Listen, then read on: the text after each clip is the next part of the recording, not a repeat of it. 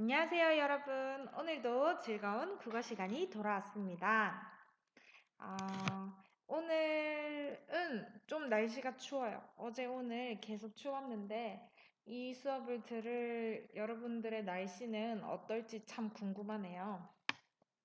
안 그래도 이런 얘기를 하더라고요.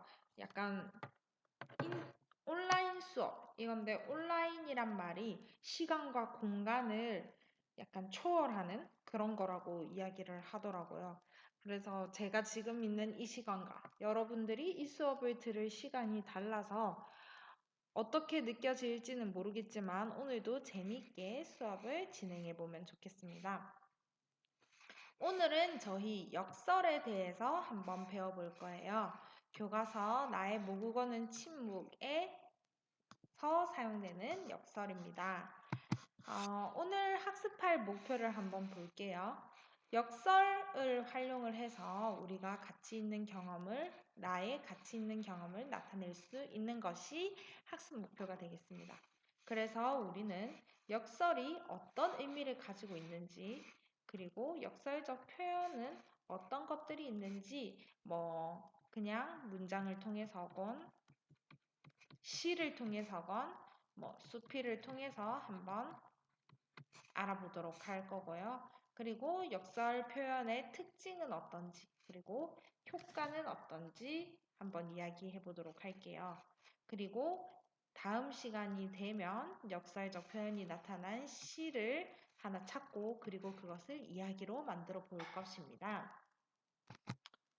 역설의 의미에 대해서 한번 이야기를 해봅시다. 역설이라는 것은 우리가 패러독스라고 이야기를 합니다. 선생님이 국어 선생님이라서 영어 발음이 조금 안 좋을 수도 있습니다.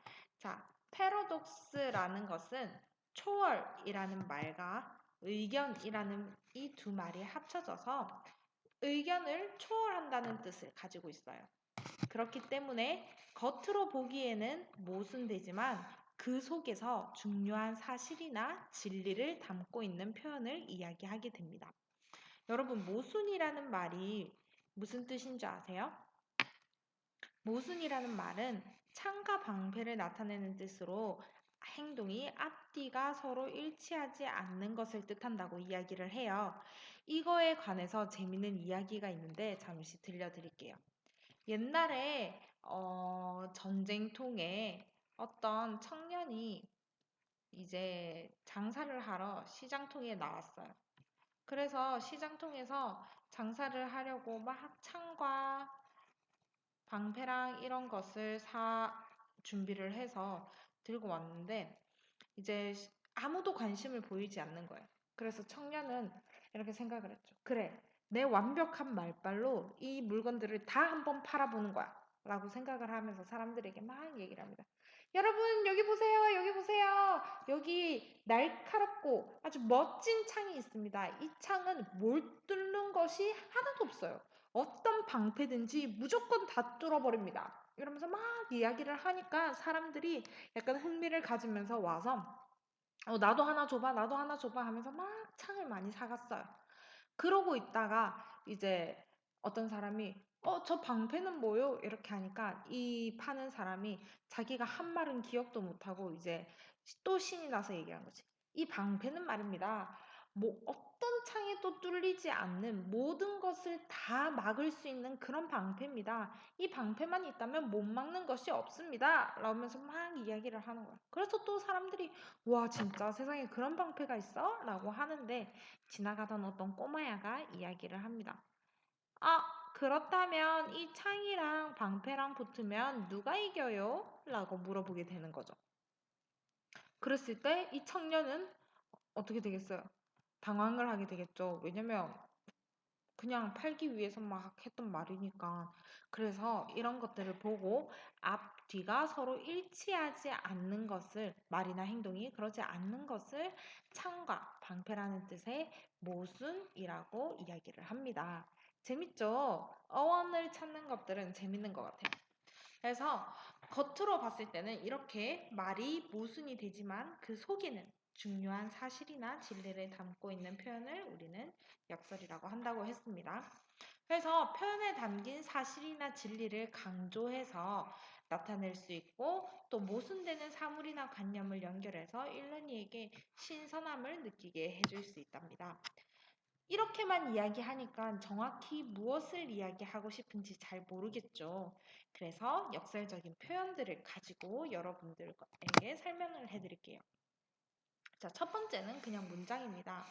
자, 바쁠수록 돌아가라 라는 문장이 있습니다. 우리 이 문장은 많이 들어보지요.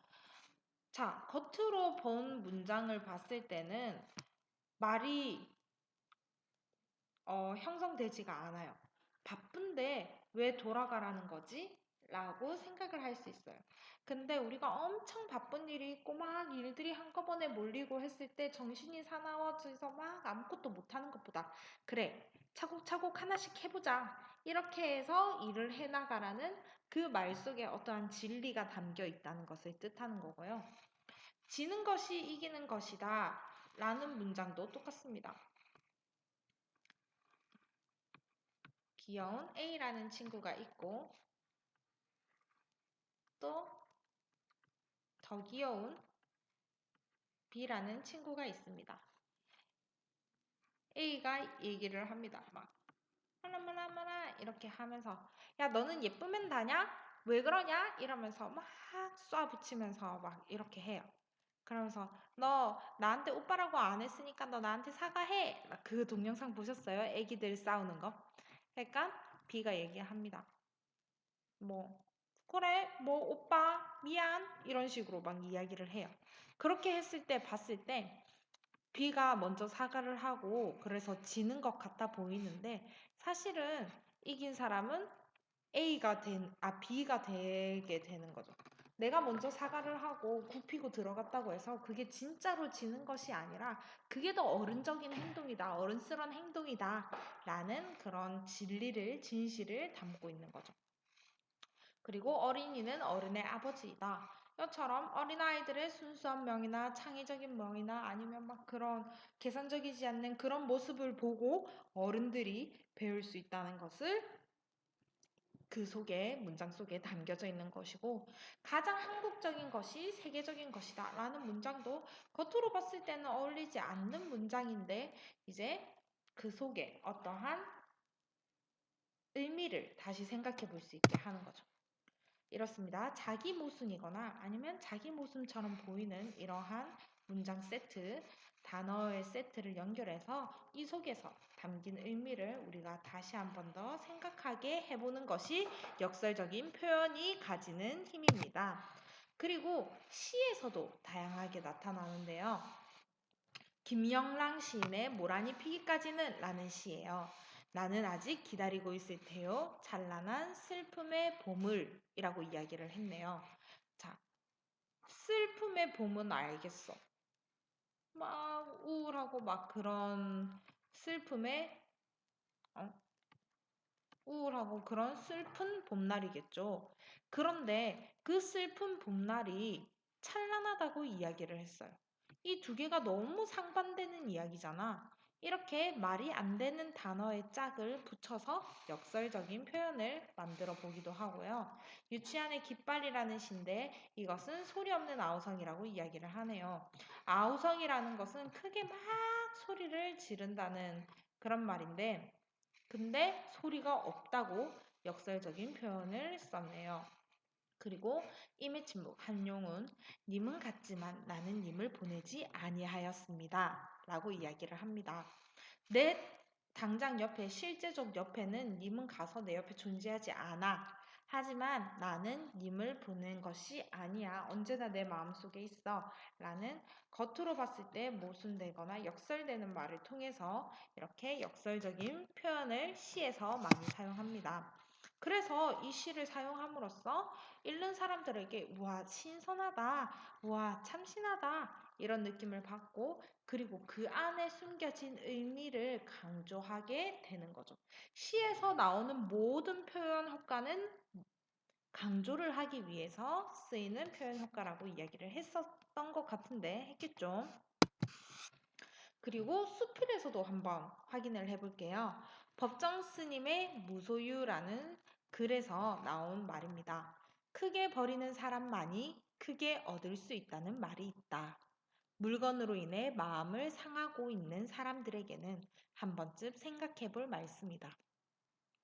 아무것도 갖지 않았을 때 비로소 온 세상을 갖게 된다는 것은 무소유의 또 다른 의미이다. 네, 무소유라는 것은 아무것도 갖지 않았지만, 그렇지만 그 자체로 세상의 모든 것을 다 갖게 된다는 그런 의미라고 합니다. 이런 말들은 단순히 어떠한 진술로도 표현할 수 없는 그런 진리, 세상의 진리 이런 건데 이런 것을 효과적으로 표현해서 구현해서 독자들의 주의를 끌어당기고 있습니다. 그러면 이러한 역설적인 표현이 어떤 특징을 가지고 있고 어떤 효과가 가지고 있는지 한번 정리를 해볼게요. 일단 특징으로는 두 개가 상반되는 요소가 결합하게 됩니다. 그쵸? 아까 시에서도 확인해 봤듯이 찬란한 슬픔 아니면 소리 없는 아우성 이렇게 상반되는 요소가 결합되게 되고요. 그리고 그 표현에 담긴 사실이나 진리를 강조하여 나타낼 수 있다는 특징을 가지고 있죠. 그리고 효과로는 이렇게 이야기를 하기 때문에 또 강조가 된다는 것과 그리고 언어를 사용할 때 이렇게 길게 설명 안 해도 되고 막 축약해서 이야기를 하기 때문에 의미를 조금 더 풍부하게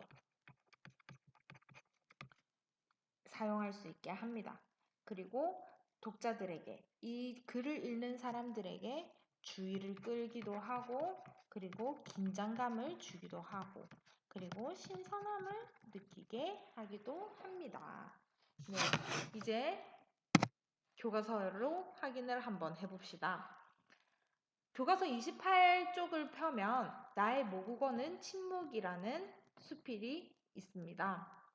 그래서 여기서 수필이라는 것은 작가가 자신의 이야기를 글로 쓰는 것을 수필이라고 우린 얘기를 해요. 그래서 류시화 시인이 쓴 이 나의 모국어의 침묵을 읽어볼 건데요. 그 전에 류시화 시인에 대해서 짧게 이야기를 해봅시다. 류시화 시인은 이렇게 생기셨어요. 약간 류승범 같기도 하고 약간 그렇네요. 근데 뭐 이야기를 듣자면 본명은 류시아가 아니라 얘는 가명이라고 하는데 뭐 학교 선배 이름을 대신 썼다는 이야기도 있네요. 그래서 1980년에 뭐 당선되면서 문단에 나오게 됐는데 이때 하다가 뭐 시를 2년 정도 쓰다가 그만 쓰게 됐다고 하는데요. 아예 그만 쓴 건 아니고 이때 멈췄다고 하는데요. 왜냐하면 1980년대 우리 한국의 시 스타일들을 보면 엄청나게 민주화에 대한 투쟁을 하고 막 그런 걸 열광하고 정치적인 색깔을 이제 참여한다든지 그런 모습을 보였다면 이제 류시아 우리가 앞으로 읽으면 알겠지만 류시아 시인의 글 스타일은 약간 그렇지 않았던 거예요. 그래서 이제 시대와 뭐 맞지 않기 때문에 그냥 시를 잠시 안 쓰면서 뭐 외국시 번역이나 명상서적 변형을 하기도 하고 그리고 하이쿠 연구도 했어요. 하이쿠라는 것은 뭐냐면 일본의 아주 짧은 시인데요. 거의 한 줄에서 두 줄, 한 줄 사이에 끝나는 시예요. 그래서 세상에서 가장 짧은 시라고 하는데 그 속에서 엄청난 진리, 세상을 통찰하는 어떠한 것들을 담고 있는 느낌입니다.